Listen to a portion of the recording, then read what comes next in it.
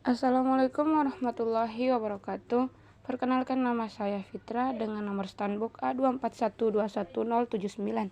Prodi Pendidikan Fisika FKIP Universitas Tadulako tahun 2021. Di sini saya akan menjelaskan percobaan 1, pengukuran dasar dan ketidakpastian pada hasil pengukuran dengan asisten praktikum Alan Roinaldo Ture.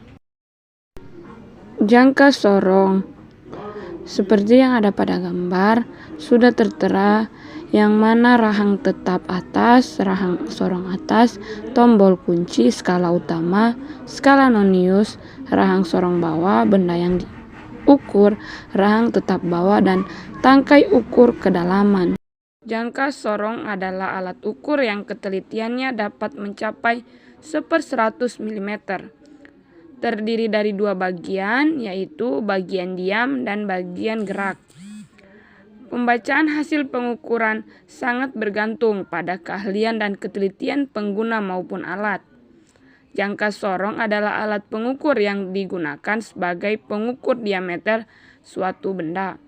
Jangka sorong sering digunakan untuk mengukur panjang benda, diameter benda, kedalaman benda, dan ketebalannya.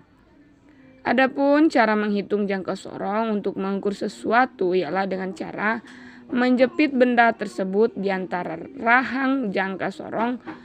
Lalu kita bisa melihat skala utama pada alat tersebut, lalu menjumlahkannya dengan skala nonius yang ada pada rahang geser jangka sorong.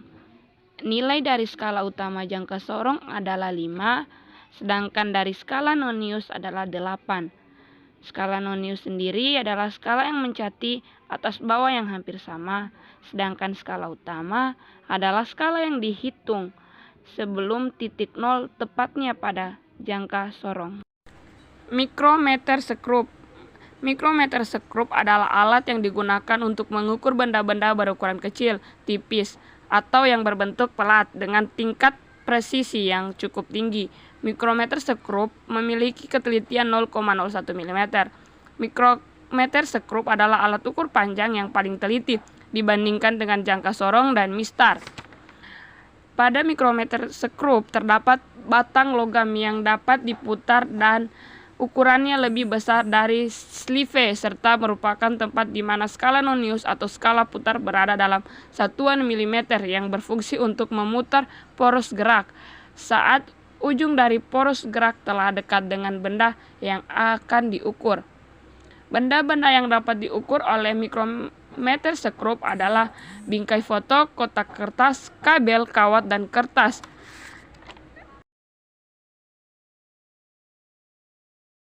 Adapun cara mengukur mikrometer sekrup. Yang pertama, lihat angka pada skala utama. Pada gambar terlihat nilai 8,5 mm. Kedua, lihat angka pada skala putar yang membentuk garis lurus dengan sumbu skala utama. Pada gambar terlihat nilainya 0,395 mm. Jadi, tebal benda yang diukur sama dengan 8,5 mm tambah 0,395 mm sama dengan 8,895 mm. Neraca Ahaus. Neraca Ahaus merupakan sebuah timbangan untuk melakukan pengukuran massa benda atau logam kecil. Biasanya massa benda untuk percobaan neraca Ahaus berkisar antara 100 hingga 500 gram. Hal tersebut dikarenakan kemampuan ukuran neraca Ahaus terbatas di angka tersebut. Fungsi neraca Ahaus adalah untuk mengukur massa benda atau logam yang digunakan dalam praktik laboratorium. Neraca Ahaus adalah salah satu alat ukur massa benda yang memiliki ketelitian 0,01 gram. Cara menggunakan neraca Ahaus: letakkan benda yang akan diukur massanya pada tempat beban dalam neraca. Geser skala mulai dari yang skala besar. Jika panahnya sudah berada di titik setimbang 0, bergantian ke skala kecil. Jika dua garis sejajar dengan neraca sudah seimbang, maka hasil pengukuran sudah dapat dibaca. Pengertian angka berarti. Angka berarti adalah angka-angka yang menentukan logaritma desimal pada suatu bilangan. Kriteria dasar dari angka bermakna ialah angka yang menyatakan suatu bilangan, mulai dari angka pertama di kiri tanda koma, desimal yang bukan 0, sampai dengan angka terakhir di kanan desimal yang bukan 0. Angka berarti terdiri dari kombinasi angka yang terdiri dari angka pasti dan angka taksiran yang diperoleh dari hasil pengukuran menggunakan alat ukur. Angka berarti menunjukkan ketelitian pengukuran dengan alat ukur. Contoh angka berarti 56,58. 56,5 adalah angka penting, sedangkan 8 adalah angka taksiran. Kesalahan yang sering terjadi saat mengukur menggunakan alat ukur dasar. Kesalahan tersebut ada 5, yaitu kesalahan umum, kesalahan yang dilakukan oleh seorang instrumen, posisi mata saat membaca skala yang tidak benar, dan kekeliruan dalam membaca skala. Kedua, kesalahan sistematis, kesalahan yang disebabkan oleh kesalahan alat ukur. Kesalahan sistematis dapat terjadi karena kesalahan titik nol yang telah bergeser dari titik yang sebenarnya. Kesalahan kalibrasi yaitu kesalahan yang terjadi akibat adanya penyesuaian pembubuhan nilai pada garis skala saat pembuatan alat. Kesalahan alat lainnya misalnya melemahkan pegas yang digunakan pada neraca pegas sehingga dapat memengaruhi gerak jarum penunjuk. Ketiga, kesalahan acak. Selain kesalahan pengamat dan alat ukur, kondisi lingkungan yang tidak menentukan bisa menyebabkan kesalahan pengukuran. Kesalahan pengukuran yang disebabkan oleh kondisi lingkungan disebut kesalahan acak. Misalnya fluktuasi kecil pada saat pengukuran, perbandingan muatan dan massa elektron.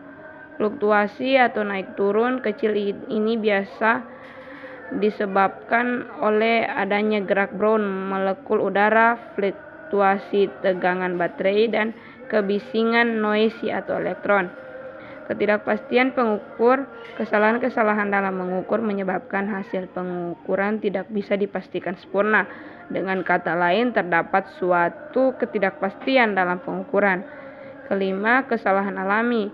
Biasanya suatu pengukuran dilakukan di lingkungan yang tidak dapat dikontrol. Efek suhu, tekanan atmosfer, angin, gravitasi bumi pada alat ukur akan menimbulkan kesalahan-kesalahan pada pengukuran.